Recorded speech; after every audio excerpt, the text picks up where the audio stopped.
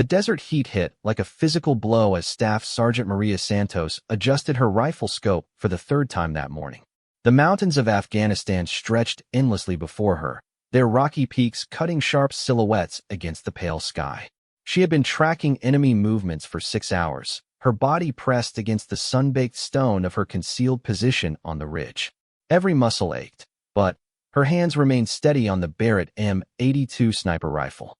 2 miles below, a team of Navy SEALs was walking into what Maria knew would become a nightmare. She could see them through her scope, 12 elite warriors moving in perfect formation through the narrow valley. They had no idea that over 200 Taliban fighters were converging on their position from 3 different directions. The intelligence had been wrong. Deadly wrong. Maria had been attached to this mission as part of a new program integrating female soldiers into combat support roles. At 28, she was one of the Army's most skilled marksmen, with confirmed kills stretching back 3 deployments. But this was her first time working directly with a SEAL team, and the weight of responsibility felt heavier than her 40-pound gear pack. The radio crackled in her earpiece. "Overwatch, this is Bravo Team. We're approaching the compound. All quiet so far." The voice belonged to Lieutenant Commander Jake Morrison, the team leader. Maria had met him briefly during the mission briefing.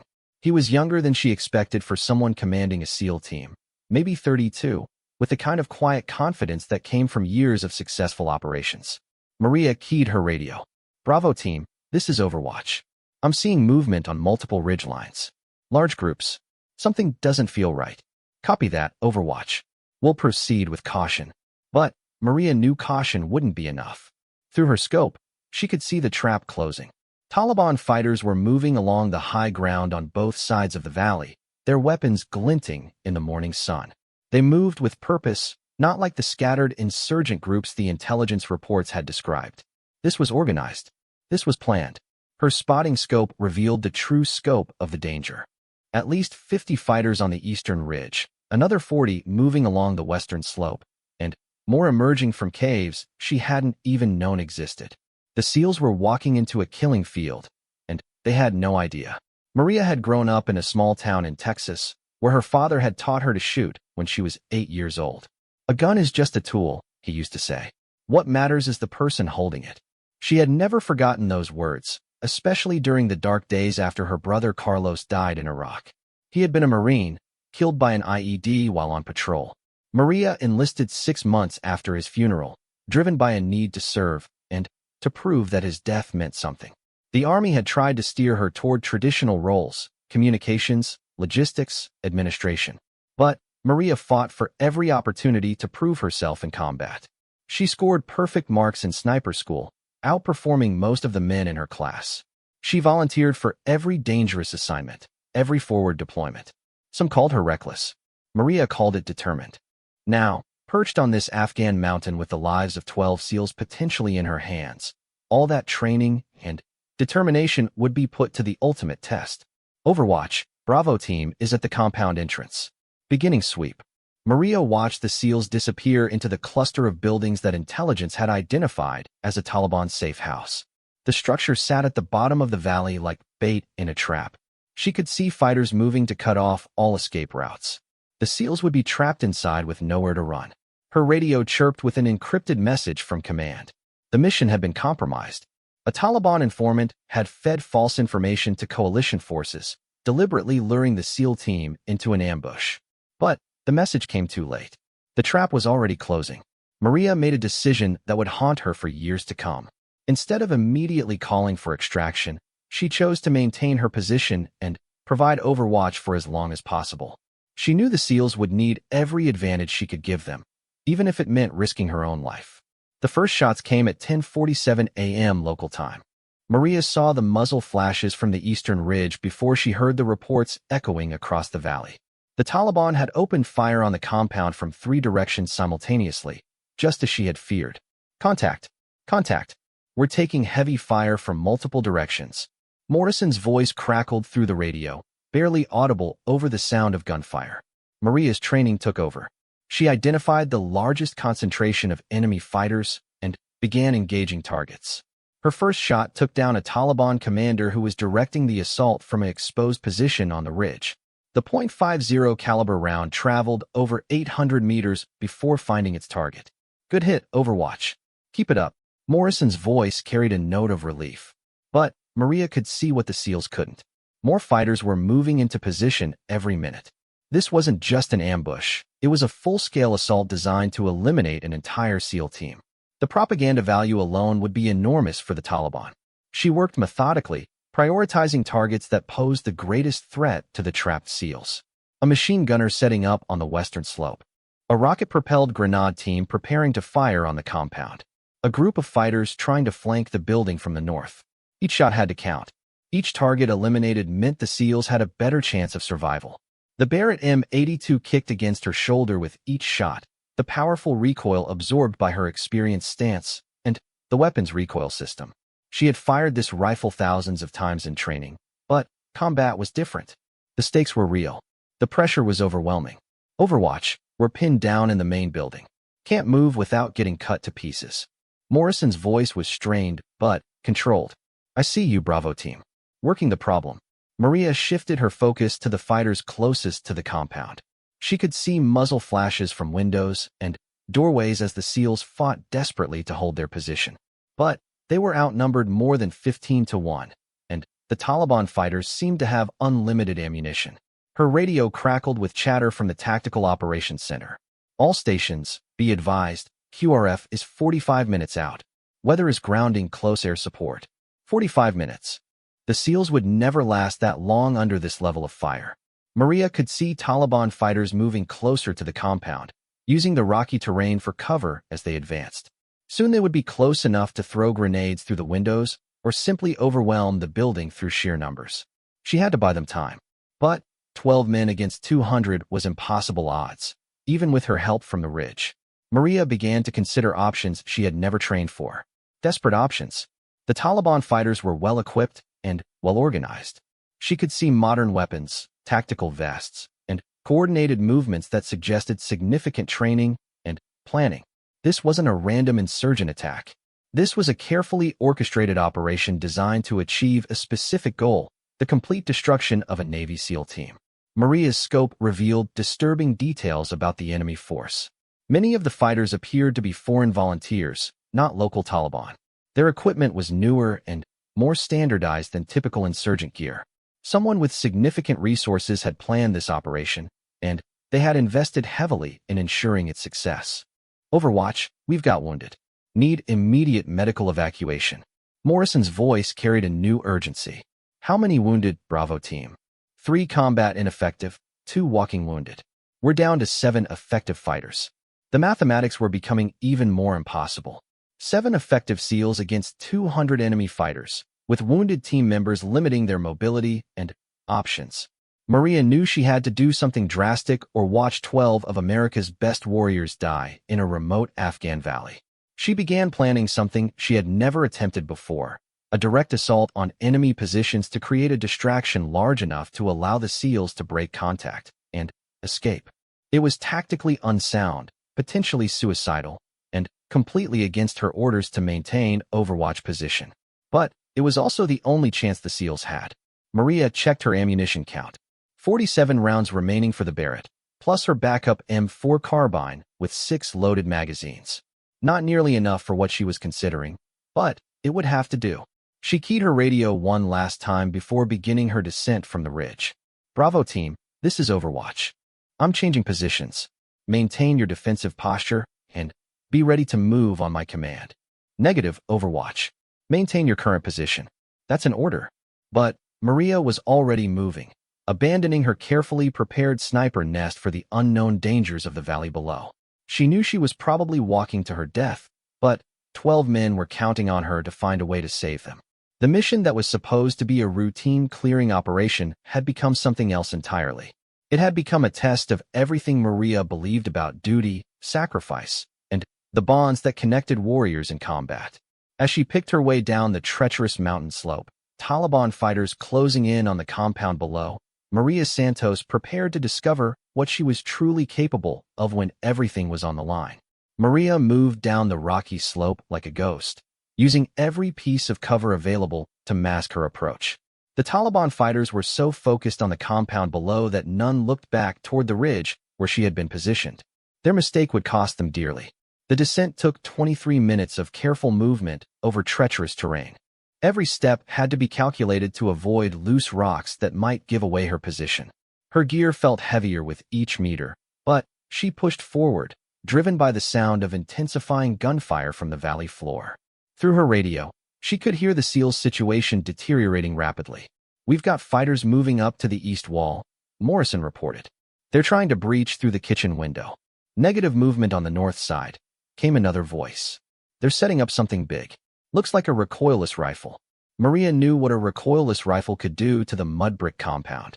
One well-placed round would collapse entire sections of the building, burying the SEALs under tons of rubble.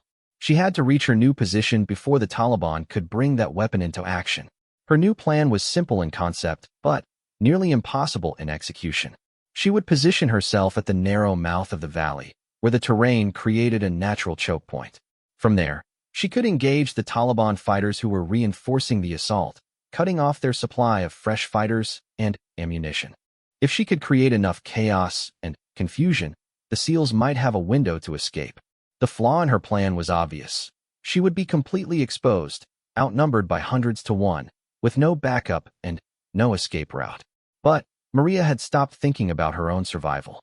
Her entire focus was on buying time and creating opportunities for the trapped SEALs. As she approached the valley mouth, Maria could see the full scope of the Taliban operation. Supply lines of fighters and ammunition stretched back into the mountains. Command posts had been established on multiple ridgelines, with leaders coordinating the assault through hand signals and radio communications. This was a military operation in every sense of the word. She also noticed something that made her blood run cold. Television cameras and recording equipment were positioned at several locations around the valley. The Taliban intended to broadcast the destruction of the SEAL team to the world. This wasn't just about killing American soldiers. It was about creating a propaganda victory that would inspire their followers and demoralize coalition forces. Maria reached her chosen position just as the recoilless rifle team finished their setup. She could see them through her scope, adjusting the weapon's aim toward the compound's main building. In less than a minute, they would fire, and the building would cease to exist. She had one shot to prevent catastrophe. The Barrett M82 bucked against her shoulder as she fired. The .50 caliber round crossed 600 meters of valley floor and struck the recoilless rifle's ammunition supply. The explosion was visible from space, a massive fireball that consumed the weapon team and sent shockwaves across the valley. The entire battlefield fell silent for exactly 4 seconds. Then, chaos erupted as Taliban fighters tried to understand what had happened to their heavy weapons team. Maria used their confusion to devastating effect.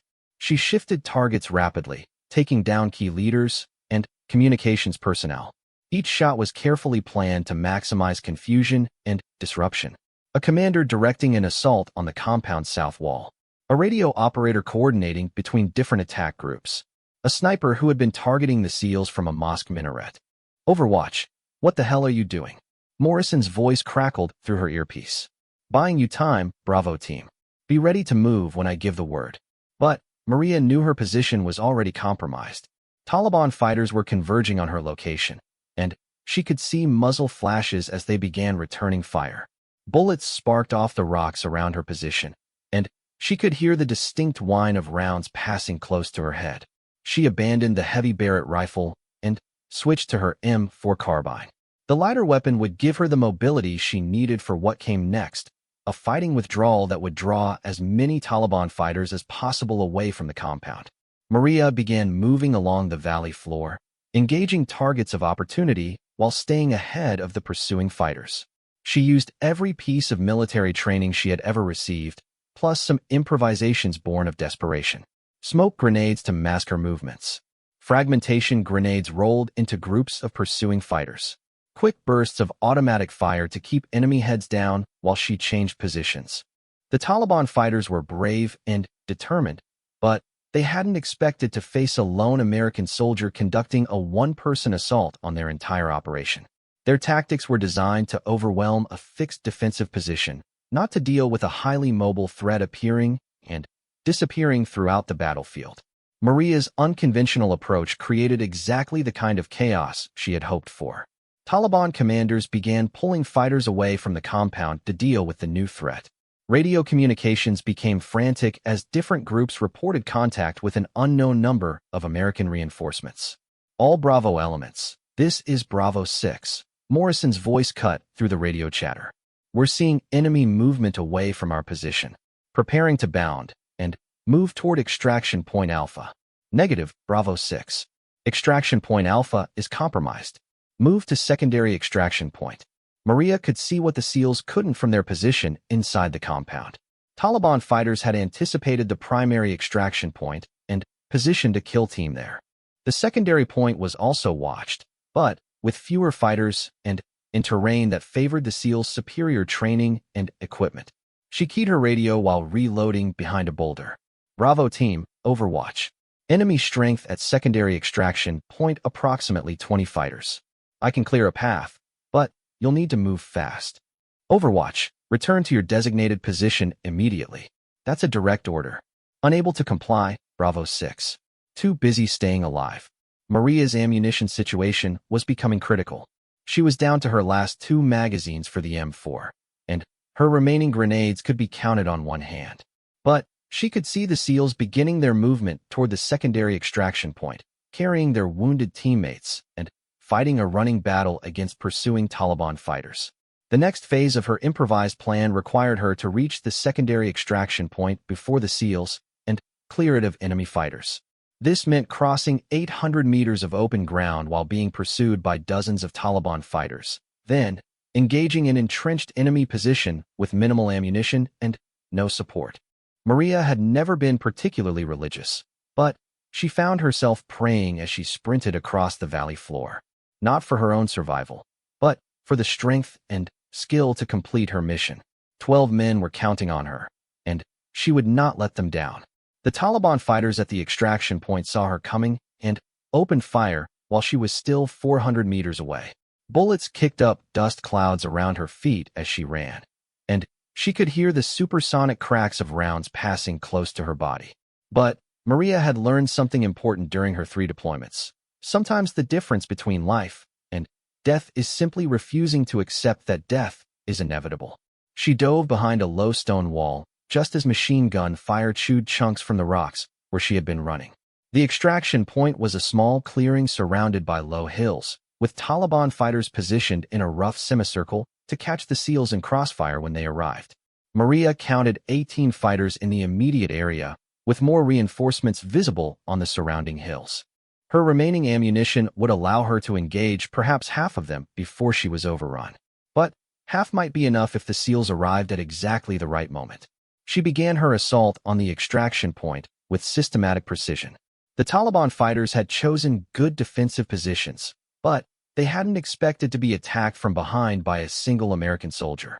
Maria used their surprise to eliminate the machine gun team first, then shifted to targets who could direct effective fire on the approaching SEALs. Her M4 carbine ran empty after engaging 12 targets. Maria dropped the rifle and drew her sidearm, a Beretta M9 pistol with 2 spare magazines. 15 rounds per magazine, 45 rounds total against 6 remaining Taliban fighters plus reinforcements arriving every minute. The mathematics were impossible, but Maria had stopped caring about mathematics. She had entered a state of mind that her instructors at sniper school had called the zone, a place where training, instinct, and pure determination merged into something approaching superhuman capability. She could see the SEALs approaching the extraction point, Morrison in the lead with 2 wounded teammates being carried by their brothers. They were 500 meters away and closing fast, but Taliban reinforcements were also converging on the area. Maria made a decision that surprised even her. Instead of continuing to engage from cover, she stood up and walked directly toward the remaining Taliban fighters, firing the Beretta with mechanical precision. Her first shot dropped a fighter who was aiming an RPG at the approaching SEALs. Her second and third shots eliminated a sniper team that had been targeting Morrison. The Taliban fighters were so shocked by her frontal assault that they hesitated for crucial seconds before returning fire. By then, Maria had closed to point-blank range and was among them, turning their defensive positions into a liability. The close-quarters battle lasted less than 30 seconds. When it was over, 6 Taliban fighters lay dead, and Maria was bleeding from shrapnel wounds on her left arm and leg. But the extraction point was clear. Bravo team, this is Overwatch. Landing zone is secure.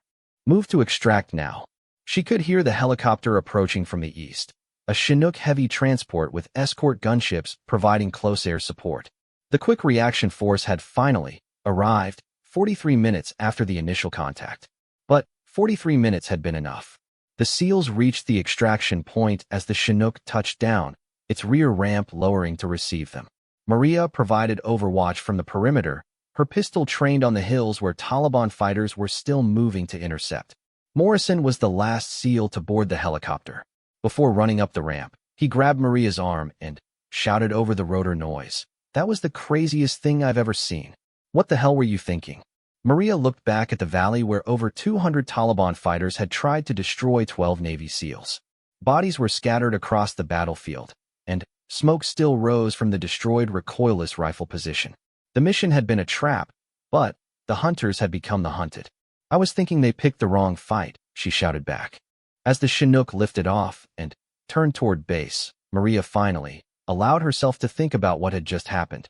She had abandoned her position, disobeyed direct orders, and conducted a solo assault against impossible odds. She had also saved 12 lives and turned a potential disaster into an operational success. But she knew the real test was still to come. Someone would have to answer for the intelligence failure that had sent the SEALs into an ambush. Someone would have to explain how a staff sergeant had single-handedly disrupted a major Taliban operation. And someone would have to decide whether Maria Santos was a hero or a loose cannon who couldn't follow orders. As the helicopter flew toward base, Maria closed her eyes and tried to process everything that had happened in the space of 4 hours. She had discovered capabilities she didn't know she possessed, and made decisions that would define the rest of her military career. The war in Afghanistan would continue for years to come, but the battle in the Nameless Valley had ended with an outcome no one could have predicted. A female sniper had changed the course of history, one shot at a time. The flight back to Forward Operating Base Chapman took 47 minutes, but for Maria Santos, it felt like a lifetime. She sat in the Chinook's cargo bay, medical corpsmen working on her shrapnel wounds while the rescued SEALs processed what had just happened in the valley. The adrenaline was beginning to fade, replaced by the crushing weight of exhaustion and the realization of what she had done. Lieutenant Commander Morrison sat across from her, his tactical vest torn and blood-stained from the firefight. His eyes never left her face during the entire flight, as if he was trying to solve a complex equation that didn't add up. Finally, he leaned forward and spoke over the helicopter's noise. "Sergeant Santos, what you did back there, I've never seen anything like it. But you disobeyed direct orders. Multiple times." Maria looked back at him, her expression unreadable. "Yes, sir. I did. Do you understand the position that puts me in? Puts all of us in?" She nodded slowly. "I understand, sir. But those 12 men are alive because I disobeyed those orders." Morrison fell silent, and Maria could see the conflict playing out in his expression. As a military officer, he understood the absolute necessity of following orders and maintaining discipline. But as a combat leader, he also understood that sometimes the book had to be thrown out the window to save lives. The other SEALs were listening to every word, their own thoughts clearly divided. Some looked at Maria with obvious admiration. She had risked everything to save them, conducting a solo assault that military historians would study for decades to come. Others looked concerned about the precedent her actions might set and the potential consequences for military discipline. Petty Officer Jackson, one of the wounded SEALs, spoke up from his stretcher. "Ma'am, I just want you to know, my kids are going to see their dad again because of what you did today. Whatever happens next, I'll never forget that." Similar comments came from other team members during the flight. Despite their concerns about military protocol, every SEAL on that helicopter understood that Maria had saved their lives at tremendous personal risk. The bond forged in combat was stronger than any regulation or procedure. As they approached FOB Chapman, Maria could see the base commander and his staff waiting on the landing pad. Word of the mission had obviously reached the highest levels of command, and the reception committee suggested that significant consequences were already being planned. Colonel James Harrison, the base commander, was a career infantry officer with 3 combat tours and a reputation for strict adherence to military discipline. He had been briefed on the mission's details during the flight, and his expression suggested that someone was going to answer for what had happened in the valley. The helicopter touched down, and the wounded SEALs were immediately transferred to medical teams waiting with stretchers and ambulances. Morrison and his team were escorted to a debriefing room where intelligence officers would spend hours extracting every detail of the ambush and the subsequent fighting. Maria was escorted separately to a different building, where Colonel Harrison waited with the base's senior staff officers. The atmosphere was formal and tense, with none of the celebration that might normally follow a successful rescue mission. Staff Sergeant Santos, Colonel Harrison began. You are hereby relieved of duty pending a full investigation of your actions during today's mission. You will surrender your weapons and remain confined to quarters until further notice. Maria had expected this reaction, but hearing the words still felt like a physical blow. She had saved 12 lives, but military justice was more concerned with her violation of orders than with the results of those violations. Sir, I understand the colonel's position, but I believe my actions were justified by the circumstances. Sergeant, your beliefs are irrelevant. You abandoned your assigned position, ignored direct orders from your commanding officer, and conducted an unauthorized assault on enemy positions. The fact that it worked out doesn't change the fundamental breach of military discipline. The investigation that followed lasted 6 weeks and involved interviews with every person connected to the mission. Intelligence analysts dissected the Taliban ambush, trying to understand how such detailed information about SEAL operations had reached enemy forces. Military lawyers examined every aspect of Maria's actions, looking for precedents and trying to determine appropriate consequences. The story leaked to the media after 10 days, and Maria Santos became a household name across America. News outlets dubbed her the Angel of the Valley and the Sniper who saved the SEALs. Public opinion was overwhelmingly supportive of her actions, with veterans organizations and women's rights groups rallying to her defense. The media attention created additional pressure on military leadership. Court-martial proceedings against a female soldier who had saved a SEAL team would be a public relations nightmare, but failing to maintain military discipline would set a dangerous precedent for future operations. During her confinement, Maria received thousands of letters from Americans thanking her for her service and supporting her actions. She also received several death threats from Taliban sympathizers and anti-war activists who saw her as a symbol of American military aggression. The letters that meant the most to her came from the families of the SEALs she had saved. Wives, children, parents, and siblings wrote to express their gratitude and to let her know how much her sacrifice meant to them. These letters reminded Maria why she had made her choice in the valley, regardless of the consequences. 3 weeks into the investigation, Morrison requested a private meeting with Colonel Harrison. The SEAL team leader had been struggling with his own role in the events, knowing that his men were alive because Maria had disobeyed his orders. Sir, I need to speak freely about Staff Sergeant Santos and what happened in that valley. Harrison leaned back in his chair, interested to hear Morrison's perspective. Go ahead, Commander. Colonel, what she did was tactically brilliant and strategically necessary. Yes, she violated orders, but she also saved 12 lives and turned a potential disaster into an operational success. If we punish her, we're telling every soldier that following orders is more important than saving lives. Commander, military discipline exists for good reasons. If we allow soldiers to ignore orders whenever they think they know better, we'll have chaos instead of an army. Morrison nodded, understanding the colonel's position. Sir, I agree completely. But this wasn't a case of a soldier thinking she knew better. This was a case of a soldier recognizing that the original orders no longer applied to the tactical situation. The debate continued throughout the military hierarchy, reaching all the way to the Pentagon and the Joint Chiefs of Staff. Legal experts, tactical analysts, and senior commanders weighed in on the case, trying to balance the need for military discipline with the recognition of exceptional heroism. Meanwhile, intelligence analysts had made a disturbing discovery about the Taliban ambush. The informant who had provided the false information was a double agent who had been feeding coalition forces bad intelligence for months. Several other missions had been compromised, resulting in unnecessary casualties that could have been prevented. This revelation cast Maria's actions in a new light. Her willingness to abandon her orders and take initiative had not only saved the SEAL team but had also exposed a major security breach in coalition intelligence operations. After 6 weeks of investigation, Colonel Harrison made his recommendation to higher command. Maria would face a non-judicial punishment under Article 15 of the Uniform Code of Military Justice, resulting in a formal reprimand and loss of 1 pay grade.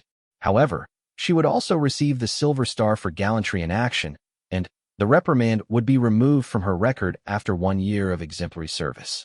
The compromise satisfied no one completely but avoided the extremes of either a court-martial or complete exoneration.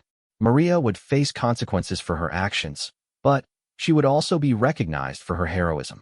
The award ceremony took place 8 weeks after the mission, with Morrison and his entire SEAL team present to witness Maria receiving the Silver Star. As the base commander pinned the medal to her uniform, Maria thought about the chain of events that had brought her to this moment. She had joined the army to honor her brother's memory and to serve her country. She had fought for every opportunity to prove herself in combat roles traditionally reserved for men. She had spent years training for the moment when her skills would be tested under the ultimate pressure. That moment had come in an Afghan valley where 12 men faced impossible odds. Maria had made a choice that defined not only her own character but also challenged the military's understanding of heroism, discipline, and the role of women in combat. After the ceremony, Morrison approached her with a serious expression. "Sergeant, I have something to tell you. The team voted, and we want you to know you're an honorary SEAL as far as we're concerned. What you did in that valley is exactly what we would have done for each other." The informal recognition from the SEALs meant more to Maria than any official medal or commendation. These men had accepted her as an equal, judging her not by her gender or her rank, but by her actions when everything was on the line. Years later, Maria would leave the Army with the rank of Sergeant First Class and join the FBI as a special agent. She would serve with distinction in counter-terrorism operations, using the skills and experience gained in Afghanistan to protect Americans at home. The mission in the nameless Afghan valley would be studied at military academies and staff colleges for decades to come. Tactical analysts would debate her decisions, leadership experts would examine her initiative under pressure, and historians would place her actions in the context of women's evolving role in military combat. But for Maria Santos, the most important outcome was simple.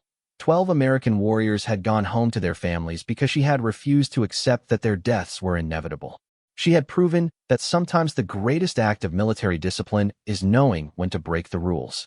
The war in Afghanistan would continue for many more years, claiming thousands more American lives. But in one valley, on one day, a female sniper had changed the course of history by refusing to let good men die on her watch. The Taliban had planned to create a propaganda victory that would inspire their followers and demoralize their enemies. Instead, they had created a legend that would inspire American warriors for generations to come. They had picked a fight with the wrong soldiers on the wrong day, and they had learned that American military women were just as dangerous as their male counterparts when the lives of their brothers in arms were at stake. Maria's actions had opened doors for countless other women who would follow her into combat roles, proving through deed rather than words that courage, skill, and dedication know no gender. The battle in the valley had been won not just through superior tactics or firepower, but through the simple refusal of one soldier to accept defeat when victory was still possible.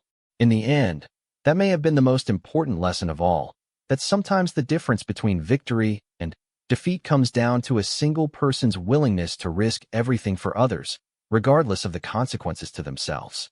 Maria Santos had embodied that principle in its purest form, and the American military had become stronger because of her example.